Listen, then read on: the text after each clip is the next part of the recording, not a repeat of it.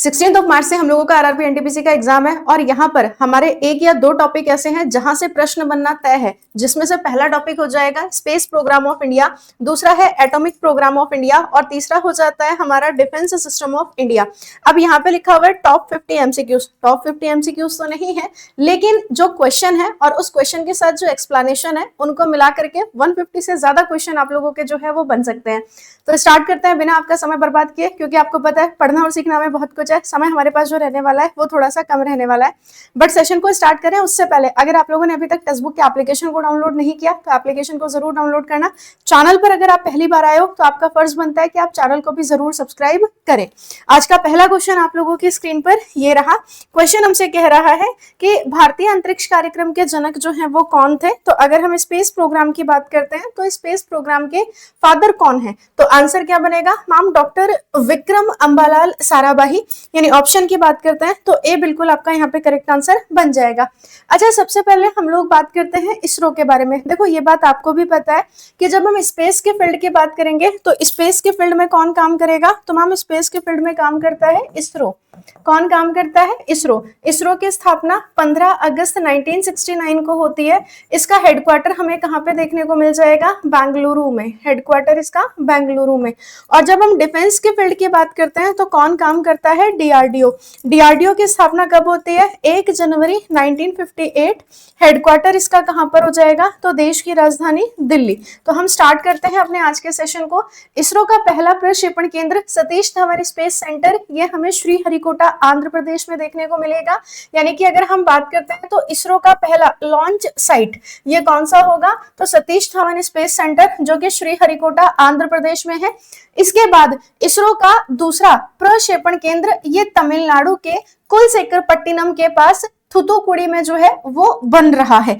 इसके अलावा इसरो के जो पहले चेयरमैन थे या इसरो के पहले अध्यक्ष तो ये हो जाते हैं विक्रम अंबालाल साराभाई। वर्तमान अध्यक्ष की अगर हम बात करते हैं तो वी नारायणन, ये इसरो के 11वें वाले अध्यक्ष हो जाएंगे।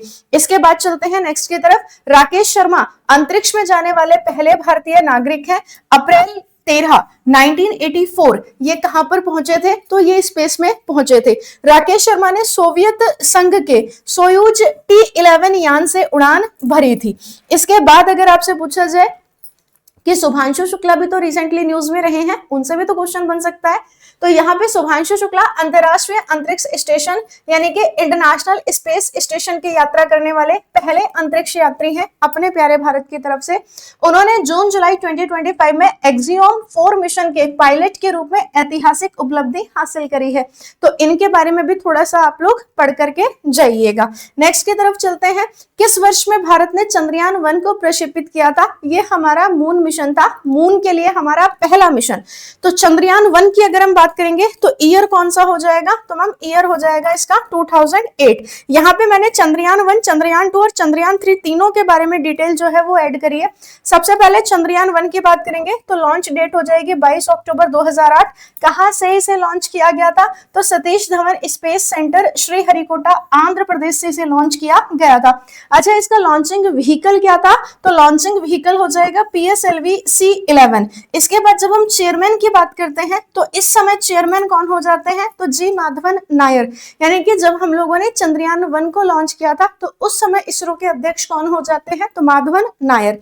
चंद्रयान 1 चंद्रमा के जिस हिस्से से टकराया उसे क्या नाम दिया गया? तो उसे जवाहर पॉइंट जो है वो नाम दिया गया। ये भी आप यहाँ पे क्या रखेंगे? याद रखेंगे। नेक्स्ट है हमारा चंद्रयान 2। इसको कब लॉन्च किया गया? 22 जुलाई 2019 को। इस समय इसरो के चेयरमैन कौन थे? डॉक्टर के सिवान। अच्छा, लॉन्च साइट क्या रहा? तो ma'am Satish Dhawan space centre Sriharikota Andhra Pradesh. फिर लॉन्चिंग व्हीकल यहाँ पे कौन सा था? GSLV Mark 3। उसके बाद अगर हम बात करते हैं तो यहाँ पे बोला कि ये क्रैश कब हो गया था, क्योंकि आपको पता है कि ये भी हमारा सफल नहीं रहा, विफल था। तो 6 सितंबर 2019 को। अच्छा, इसके लैंडर का नाम था विक्रम और रोवर का नाम हो जाएगा प्रज्ञान। बाकी जो क्रैश पॉइंट रहा उसको क्या नाम दिया गया? तो मैम तिरंगा। नेक्स्ट की तरफ चलते हैं। चंद्रयान 3। चंद्रयान 3 को कब लॉन्च किया गया? तो 14 जुलाई 2023 में से लॉन्च किया गया। अच्छा, ये चांद पे कब पहुंच गया? तो मैम 23 अगस्त 2023। और आपको पता है कि चांद के साउथ पोल पर पहुंचने वाला भारत विश्व का पहला देश बनता है। और प्रधानमंत्री मोदी जी ने कहा कि 23 अगस्त को हम क्या मनाएंगे, 23 अगस्त को हम लोग नेशनल स्पेस डे के रूप में मनाएंगे, नेशनल स्पेस डे के रूप में हम मनाएंगे। अच्छा, जब हमने चंद्रयान 3 को लॉन्च किया तो उस समय इसरो के चेयरमैन कौन हो जाएंगे, तो मैम उस समय इसरो के चेयरमैन हो जाते हैं एस सोमनाथ। लॉन्चिंग व्हीकल यहाँ पे क्या था, LVM-3M4, इसका पुराना नाम क्या था, GSLV MK3, ये इसका क्या हो जाएगा, पुराना नाम। लेकिन आप अपडेटेड नाम याद रखेंगे कि चंद्रयान 3 का लॉन्चिंग व्हीकल क्या हो गया, LVM-3M4। कहां से इसको लॉन्च किया गया, सतीश धवन स्पेस सेंटर, श्रीहरिकोटा, आंध्र प्रदेश से। लैंडर का नाम हो जाएगा विक्रम और रोवर का नाम हो जाएगा यहाँ पे क्या, तो प्रज्ञान। अच्छा, इसके अलावा यहाँ पे जो लैंडिंग पॉइंट था इसको क्या नाम दिया गया, तो मैम शिव शक्ति। नेक्स्ट की तरफ चलते हैं, नेक्स्ट क्वेश्चन देखते हैं। अच्छा, ये क्वेश्चन नहीं है, ये है हमारा आदित्य L1। आदित्य L1 की अगर हम बात करेंगे तो ये हमारा सन के लिए पहला मिशन था, है ना। आदित्य L1 सन के लिए हमारा क्या हो जाएगा, मैम पहला मिशन हो जाएगा। आदित्य L1 ये इंडिया का पहला सोलर मिशन है। लॉन्च की अगर हम बात करते हैं, सतीश धवन स्पेस सेंटर, श्रीहरिकोटा, आंध्र प्रदेश से इसे लॉन्च किया गया। तारीख थी 2 सितंबर 2023। लॉन्चिंग व्हीकल कौन सा हो जाएगा, PSLV C57। इसे आप लोग स्पेशली क्या रखेंगे, इसे आप लोग स्पेशली यहाँ पे जो है वो ध्यान रखेंगे।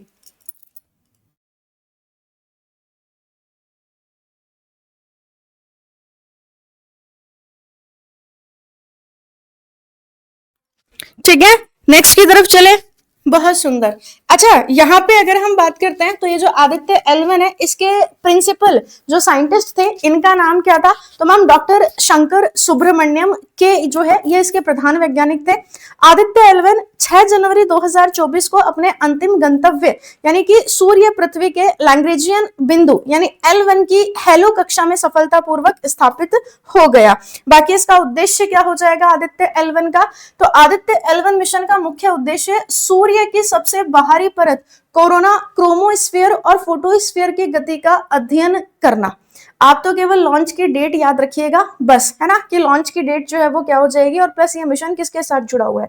अगला प्रश्न देखते हैं। प्रश्न 11, निम्नलिखित में से किसे भारत का पहला मानव अंतरिक्षयान कार्यक्रम जो है वो करार दिया है, तो आप कहोगे मैम मंगलयान तो होगा नहीं, मंगलयान तो हमारा मार्स मिशन है ना, मंगलयान तो क्या हो गया, मार्स मिशन हो जाएगा। चंद्रयान की अगर हम बात करते हैं तो ये तो मून मिशन है। आदित्य L1 की बात करते हैं तो ये तो सन मिशन है। तो बच गया हमारा क्या, गगनयान। ऑप्शन बी बिल्कुल आपका ठीक आंसर यहाँ पे बन गया। अच्छा, यहाँ पे आप देख सकते हैं ये सारी चीजें वही लिखी हुई है, मंगलयान 2 के बारे में, चंद्रयान 2 के बारे में और आदित्य L1 के बारे में। नेक्स्ट है, भारतीय अंतरिक्ष अनुसंधान संगठन द्वारा विकसित पहला सैन्य संचार उपग्रह निम्नलिखित में से कौन सा था। क्वेश्चन को जरा ध्यान से देखिएगा। फर्स्ट मिलिट्री कम्युनिकेशन सैटेलाइट जो कि डेवलप किया गया था किसके द्वारा, इसरो के द्वारा। तो आंसर हमारा क्या बन जाएगा यहाँ पे, बिल्कुल मैम करेक्ट आंसर बन जाता है हमारा रुक्मणी। अब यहाँ पे ध्यान देने वाली बात है, जब हम रुक्मणी सैटेलाइट की बात करते हैं तो इसे GSAT-7 के नाम से जाना जाता है। 30 अगस्त 2013 को इसे लॉन्च किया गया था।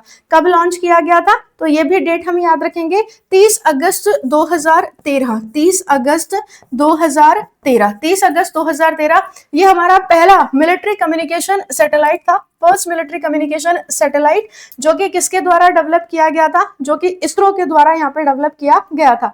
उसके अलावा ये आप लोगों ने जो बाकी के ऑप्शंस देखे उनको भी एक्सप्लेन करना मेरा फर्ज बनता है।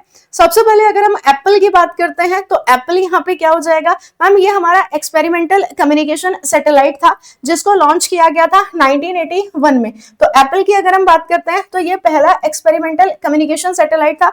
रोहिणी RS-1 की अगर हम बात करते हैं तो ये हमारा पहला इंडिजीनियस सैटेलाइट था। रोहिणी RS-1 ये इंडिया का पहला इंडिजीनियस सैटेलाइट हो जाएगा जिसको लॉन्च किया गया था 1980 में।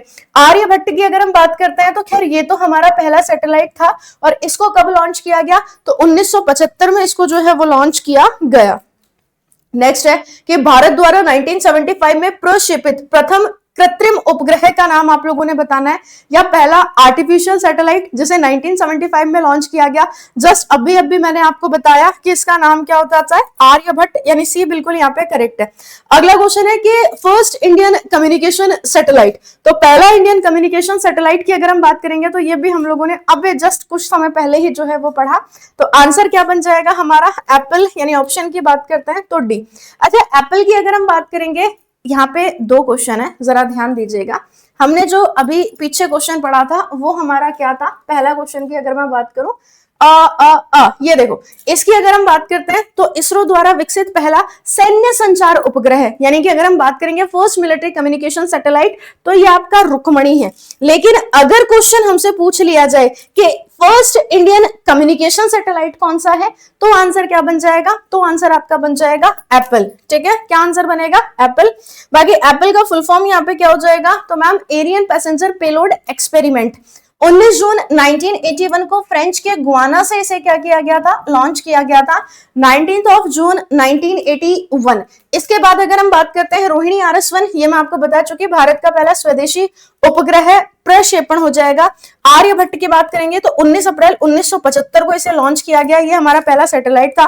मॉम की अगर हम बात करते हैं तो आपको पता है कि भाई मॉम मार्स ऑर्बिटर मिशन हो जाएगा। नेक्स्ट की तरफ चलते हैं, परमाणु बम का जनक किसे माना जाता है, या father of the atomic bomb, ये किसको कहा जाता है, मैम जे रॉबर्ट ओपनहाइमर, यानी ऑप्शन डी बिल्कुल आपका करेक्ट आंसर बन जाएगा।